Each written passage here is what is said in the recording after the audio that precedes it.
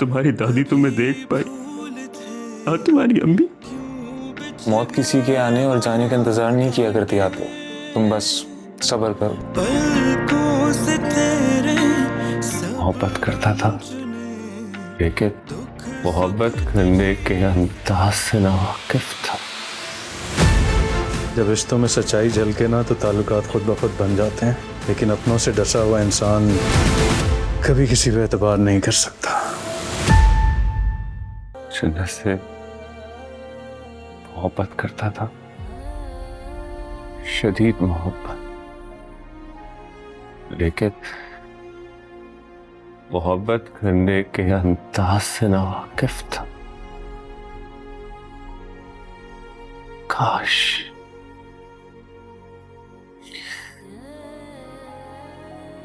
खुद को बदल लेता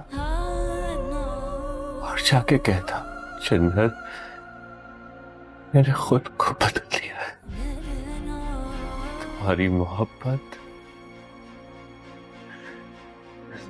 तुम्हारी खुशी के मुताबिक खुद को बदल लिया है। सुधर जाता, काश मैं सुधर जाता।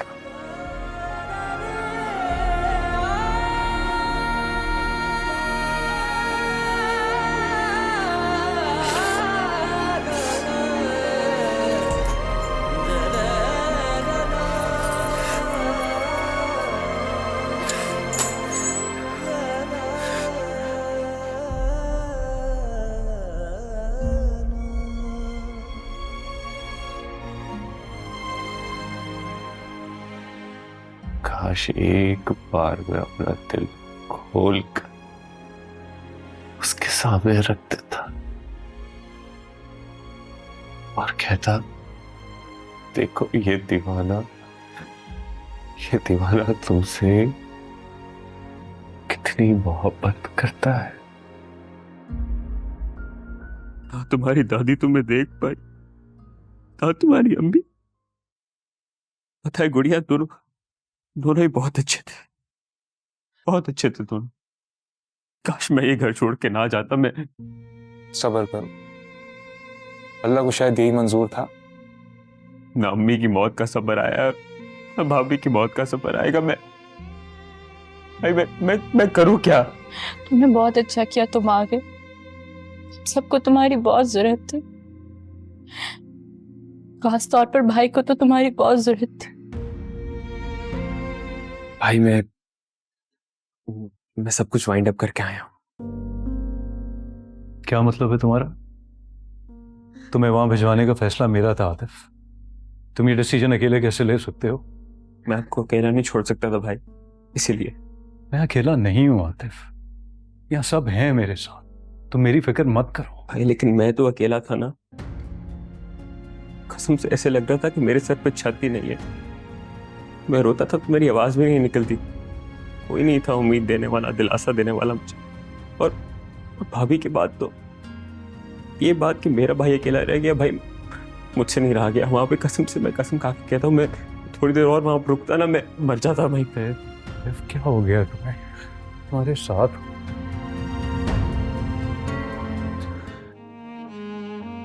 मैंने आज तक आपकी किसी भी बात पर अमल नहीं किया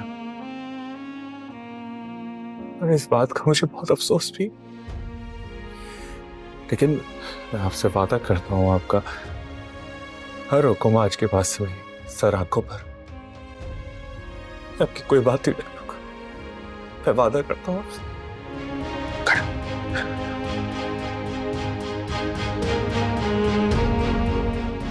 गजरे ले लो, गजरे।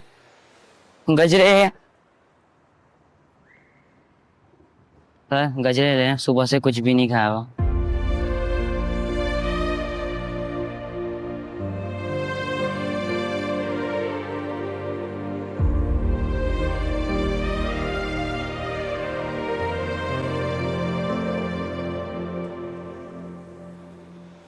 सर मेहरबानी, अल्लाह आपको खुश रखे।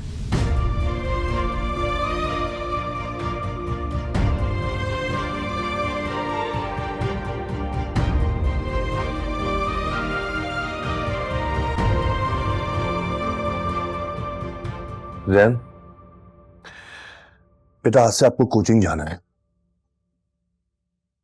मुझे नहीं जाना, मेरा दिल नहीं चाहता पढ़ने को। सहन, बेटा अगर पढ़ोगी नहीं तो जन्नत नाराज हो जाएगी ना, कुछ नहीं होगी, उदास हो जाएगी। तो मैं भी तो उदास हूँ उसके लिए। जन्नत चली गई, मुझे भी जाना है उसके पास। सहन, क्या हो गया बेटा, किस तरह की बात कर रहे हो? मेरी जान, आप भी तो आसरा हो मेरा।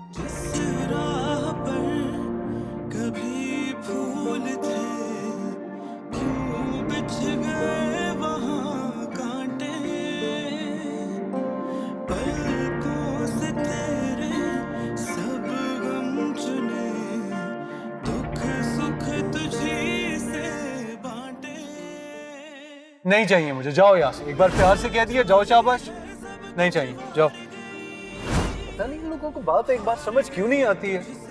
कह दिया नहीं चाहिए तो बस नहीं चाहिए। Madam really sorry.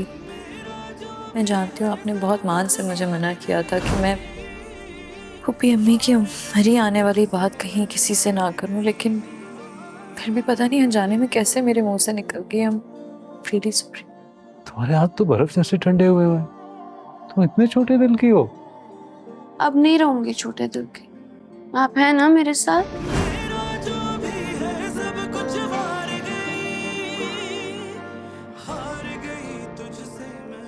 इसकी माँ की मौत का गम बहुत बड़ा है, लेकिन इसके आने से हमारे घर में बहुत रौनक हो गई है।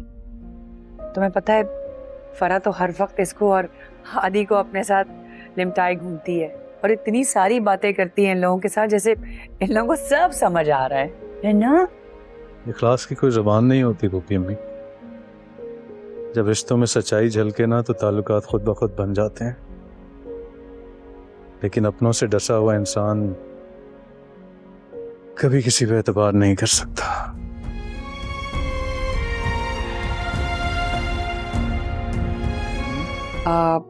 दरअसल मैं फरा के लिए रिश्ता ढूंढ रही हूँ। तो बहुत अच्छी बात। हाँ, अच्छी बात तो बहुत है, लेकिन फरा शादी करके अपने घर चली जाएगी तो जन्नत को कौन देखेगा। मैं चाहती हूँ कि उमर तुम शादी कर लो। देखो, जन्नत को देखने के लिए मुझे कोई ना कोई लड़की तो चाहिए होगी ना। फूफी अम्मी, हम नैनी रख लेंगे, मैनेज हो जाएगा, कोई मसला ही नहीं। कैसी बातें कर रहे हो तुम उमर? मैं अपनी जन्नत को किसी गैर के हाथों में नहीं दे सकती। इसे तो कोई अपना ही पाल सकता है, जो माँ की तरह इसे देखे। और इसके लिए जरूरी है कि तुम शादी कर लो। उमर, मैं तो ये कह रही हूँ शादी का चैप्टर क्लोज फूफी। मैं शादी नहीं कर सकता और ना ही शादी करूंगा।